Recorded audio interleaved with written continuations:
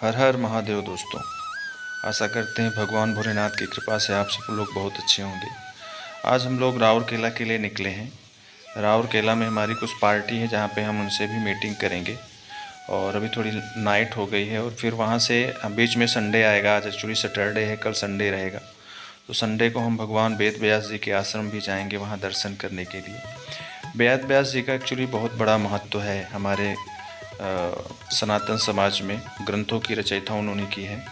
वेद व्यास जी का एक्चुअली पूरा नाम है महर्षि कृष्ण द्वैपायन वेद व्यास जी, और इन्होंने महाभारत ग्रंथ की रचयिता की है। और इनके माता जी का नाम था शतवती और पिताजी का नाम था ऋषि पराशर।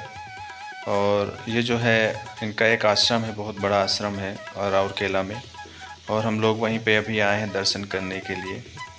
इनके बारे में कहा जाता है कि महाभारत ग्रंथ की जब इन्होंने रचना की थी उस वक्त गणेश जी भगवान ये बोलते थे और गणेश भगवान लिखते थे। तो ये उनका मंदिर है। यहाँ पे कीर्तन हमेशा चलता रहता है। हम लोग गए तब कीर्तन हो रही थी यहाँ पे। और ये नदी है, 3 संगम है यहाँ पे, 3 नदियों का।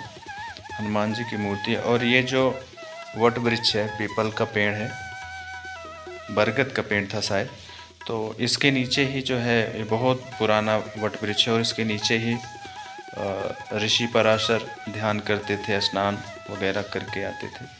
और ये मंदिर भी बहुत पुराना है। इसके नीचे छोटी सी शंकर भगवान की मंदिर भी बनी है। और ये स्थान पहुंचते ही एकदम बहुत ही अच्छी फीलिंग आती है। ये वो वृक्ष है जहाँ पे वो पूजा करते थे, बहुत पुराना है। और फिर ये सीढ़ियाँ हैं, सीढ़ी चढ़ के ऊपर मंदिर है। तो इनके बारे में कहा जाता है कि ये बोलते थे और गणेश भगवान महाभारत लिखते थे। उस वक्त लिखने लिखते में गणेश जी का जो पेन था एक्चुअली जिससे वो लिखते थे, पहले पेन तो नहीं था, वो अलग ही चीज़ था, तो वो टूट गया था। तो वो टूटने के बाद गणेश जी ने तुरंत ही एक अपना दांत तोड़ा और फिर वो दांत से लिखने लगे। इसीलिए जो है भगवान गणेश जी का एक दांत टूटा हुआ है। और जो हमारे वेद हैं, चारों वेद के रचयिता हैं वेद व्यास जी। और भगवान विष्णु का 18वां अवतार माना जाता है वेद व्यास जी को। भगवान विष्णु के 18वें अवतार हैं। चारों वेद का इन्होंने संपादन किया और उनको वर्गीकृत भी किया, वर्गीकरण किया कौन सा वेद किस वर्ग का है।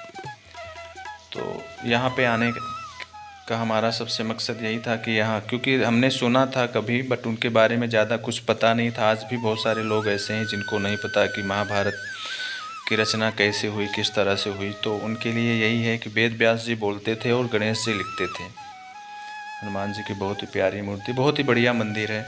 और हम लोग गए थे, संडे था एक्चुअली। यहाँ पे मेला लगता है, बहुत बड़ा मेला लगता है, पंडित जी बता रहे थे। बट उनको टाइम था तो उन्होंने ही सब कुछ हमको बताया। हम वहाँ बैठे थोड़ी देर तक उनसे बातें की तो उन्होंने सब कुछ बताया। और ये नदी है, ये नदी में 3 संगम है। और वेद व्यास जी की भी मूर्ति बनी हुई है यहाँ पे पीछे। और अच्छा लगा यहाँ पे आकर। और यहाँ से थोड़ी दूर में शमशान गृह भी है, वहाँ पे लोगों को जलाया जाता है जिनकी मृत्यु हो जाती है, वो सब है। तो पहले हम लोग एक्चुअली वहाँ गए थे। वहाँ हम, क्योंकि पता नहीं था मंदिर का, तो वहाँ गए तो वहाँ से बताया कि मंदिर आ गए हैं। फिर हम लोग इधर आए। और बहुत अच्छा मंदिर है, बहुत अच्छा स्थान है। लोग घूमने के लिए भी आते हैं, काफ़ी बड़ा है। और सब कुछ यहाँ पे आपको मंदिर में देखने के लिए मिल जाएगा। कीर्तन होती है, भगवान शंकर की मंदिर है, भगवान बजरंगबली की मंदिर है, और शंकर जी की प्राचीन मंदिर भी है। हम लोग ये सब दर्शन किए। दर्शन करने के बाद फिर हम गए ऊपर जहाँ पे पंडित जी बैठे थे। तो ये पत्थर है, ये पत्थर बोलते हैं नीचे किसी चीज़ में का सपोर्ट नहीं है, बहुत बड़े बड़े पत्थर हैं। और वैसे ही ये है। ये पंडित जी सामने बैठे थे, हमने उनसे थोड़ी बहुत बातें की, उनका आशीर्वाद लिया। और उन्होंने बताया यहाँ पे गणेश जी की भी मूर्ति है। गणेश जी की मूर्ति, उनके दांत टूटे हुए हैं और हाथ में उनका जो दांत है वो हाथ में है। और ये वेद व्यास जी की मूर्ति है, ऐसे ऐसे बना हुआ है और कवर किया हुआ है, लोग वगैरह वहाँ पे लगा था। तो अंदर तो नहीं जा सकते थे, बट यहाँ से देखो बहुत अच्छा है। ये सरस्वती कुंड है। यहाँ पे कहते हैं कि सरस्वती मैया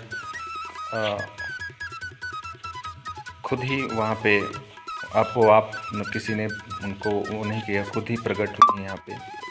और इस कुंड को अभी पता नहीं चला, नीचे से ही पानी आता है, कहाँ से पानी आता है, कैसे आता है, कुछ पता नहीं चलता है। इस तरह ये कुंड है और इसमें वो पानी था।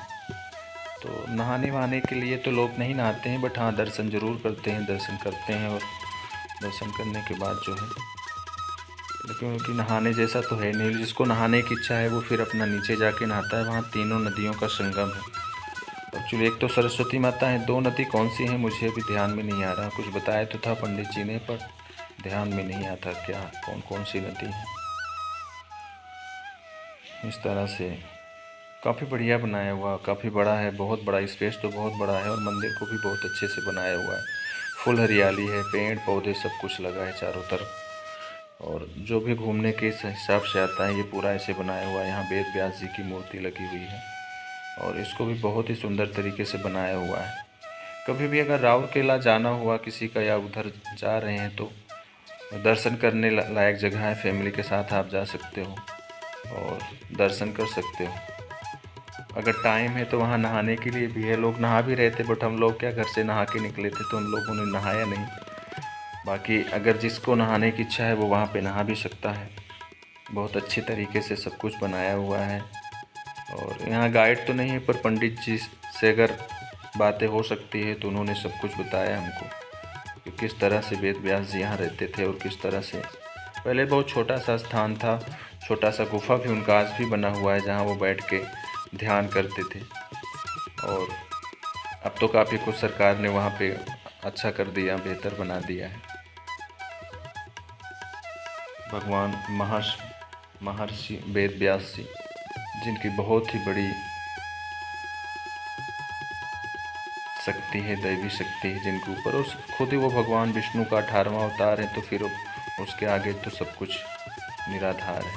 लोग आते हैं, दर्शन करते हैं, यहाँ पे घूमने के हिसाब से आते हैं।